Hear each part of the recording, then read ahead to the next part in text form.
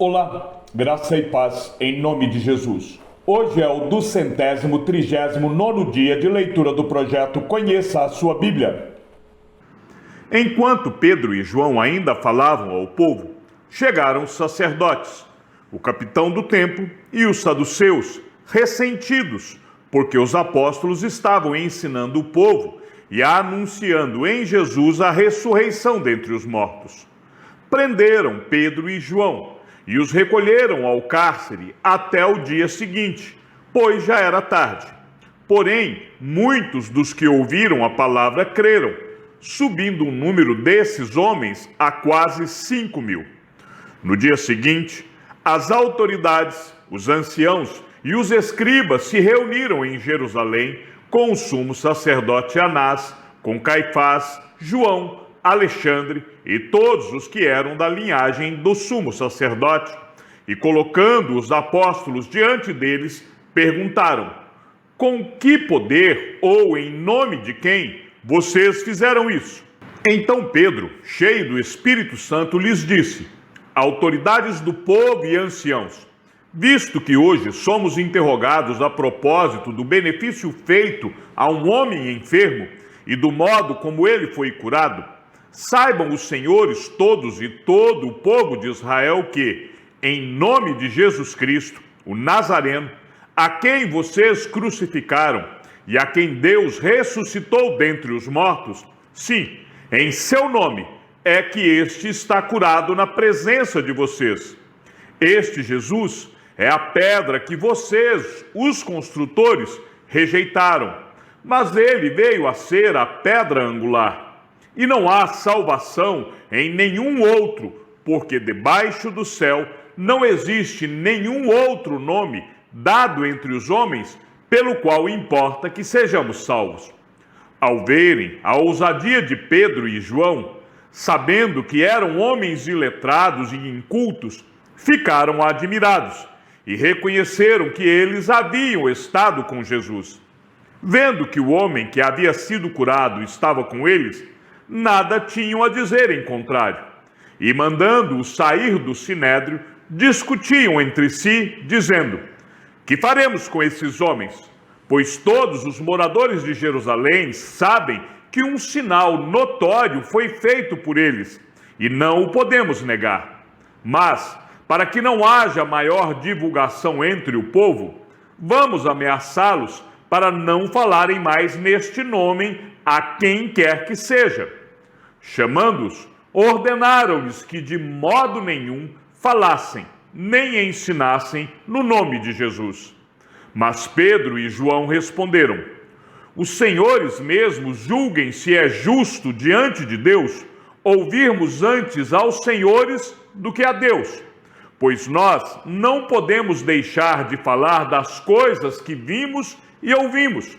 Depois, ameaçando-os mais ainda, os soltaram, não tendo achado como os castigar por causa do povo, porque todos glorificavam a Deus pelo que tinha acontecido.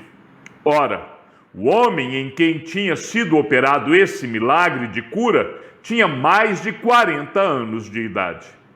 Uma vez soltos, Pedro e João procuraram os irmãos e lhes contaram tudo o que os principais sacerdotes e os anciãos lhes tinham falado. Ouvindo isto, unânimes levantaram a voz a Deus e disseram: tu, soberano Senhor, fizeste o céu, a terra, o mar e tudo o que neles há. Disseste por meio do Espírito Santo, por boca de Davi, nosso pai, teu servo, porque se enfureceram os gentios e os povos imaginaram coisas vãs. Os reis da terra se levantaram e as autoridades se juntaram contra o Senhor e contra o seu ungido. Porque, de fato, nesta cidade, Herodes e Pôncio Pilatos, com gentios e gente de Israel, se juntaram contra o teu santo servo Jesus, a quem ungiste, para fazerem tudo o que a tua mão e o teu propósito predeterminaram. Agora, Senhor, olha para as ameaças deles e concede aos teus servos que anunciem a tua palavra com toda a ousadia, enquanto estendes a tua mão para fazer curas, sinais e prodígios por meio do nome do teu santo servo Jesus. Tendo eles orado, tremeu o lugar onde estavam reunidos. Todos ficaram cheios do Espírito Santo e com ousadia anunciavam a palavra de Deus. Da multidão dos que creram, era um o coração e a alma. Ninguém considerava exclusivamente sua nenhuma das coisas que possuía. Tudo, porém, lhes era comum. Com grande poder, os apóstolos davam testemunho da ressurreição do Senhor Jesus, e em todos eles havia abundante graça. Não havia nenhum necessitado entre eles, porque os que possuíam terras ou casas, vendendo-as, traziam os valores correspondentes e os depositavam aos pés dos apóstolos. Então se distribuía a cada um conforme a sua necessidade. Então José, a quem os apóstolos chamavam de Barnabé, que quer dizer filho da consolação, um levita, natural de Chipre, vendeu um campo que possuía, trouxe o dinheiro e o depositou aos pés dos apóstolos. Entretanto, certo homem chamado Ananias, com sua mulher Safira, vendeu uma propriedade, mas reteve uma parte do dinheiro, e Safira estava ciente disso.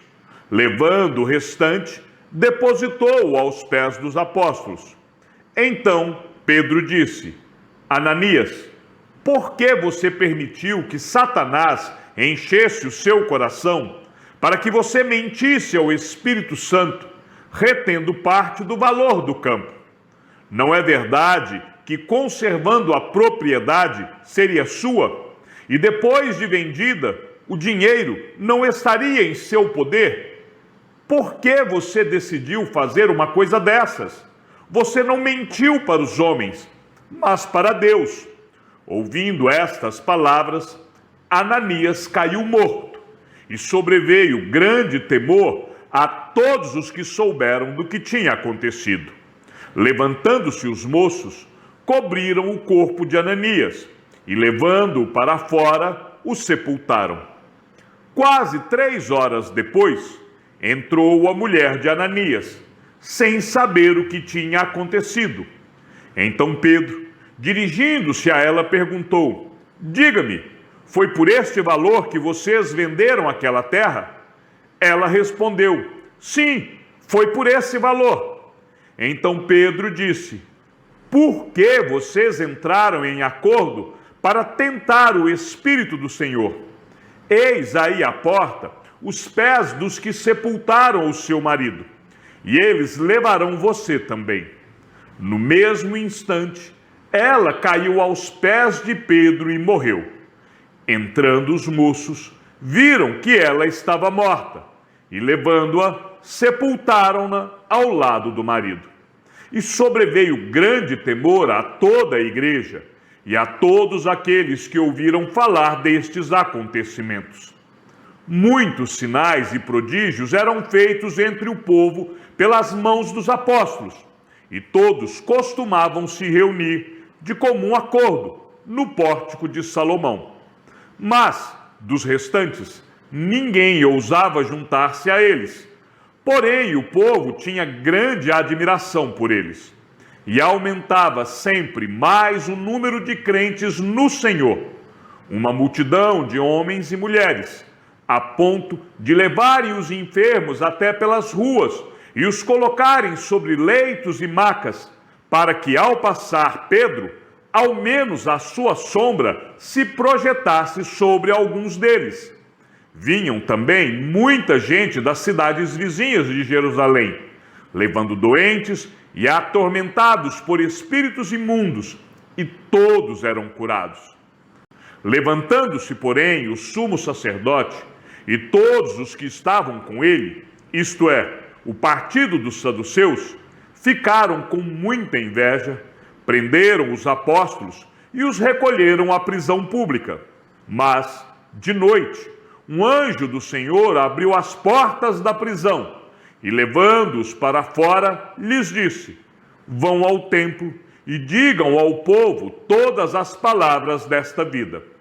Tendo ouvido isto, logo ao amanhecer entraram no templo e ensinavam. Quando chegaram o sumo sacerdote e os que estavam com ele, convocaram o sinédrio e todo o conselho dos anciãos do povo de Israel e mandaram buscar os apóstolos na prisão. Mas, quando os guardas chegaram lá, não os encontraram no cárcere.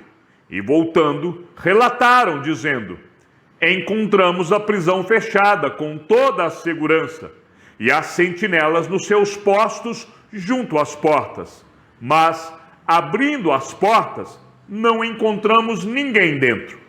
Quando o capitão do templo e os principais sacerdotes ouviram estas informações, ficaram perplexos a respeito deles e do que viria a ser isto. Nesse momento, alguém chegou e lhes comunicou: vejam, os homens que os senhores prenderam estão no templo ensinando o povo. Então o capitão e os guardas foram e os trouxeram sem violência, porque temiam ser apedrejados pelo povo. Trouxeram os apóstolos, apresentando-os ao sinédrio, e o sumo sacerdote os interrogou, dizendo: não é verdade que ordenamos expressamente que vocês não ensinassem nesse nome? No entanto, vocês encheram Jerusalém com a doutrina de vocês e ainda querem lançar sobre nós o sangue desse homem? Então Pedro e os demais apóstolos afirmaram: é mais importante obedecer a Deus do que aos homens. O Deus de nossos pais ressuscitou Jesus, a quem vocês mataram, pendurando-o no madeiro. Deus, porém, com a sua mão direita o exaltou a príncipe e salvador, a fim de conceder a Israel o arrependimento e a remissão de pecados. E nós somos testemunhas destes fatos, nós e o Espírito Santo, que Deus deu aos que lhe obedecem. Eles, porém, ouvindo isso, se enfureceram e queriam matá-los. Mas, levantando-se no sinédrio um fariseu chamado Gamaliel, mestre da lei, respeitado por todo o povo, mandou que os apóstolos fossem levados para fora por um momento.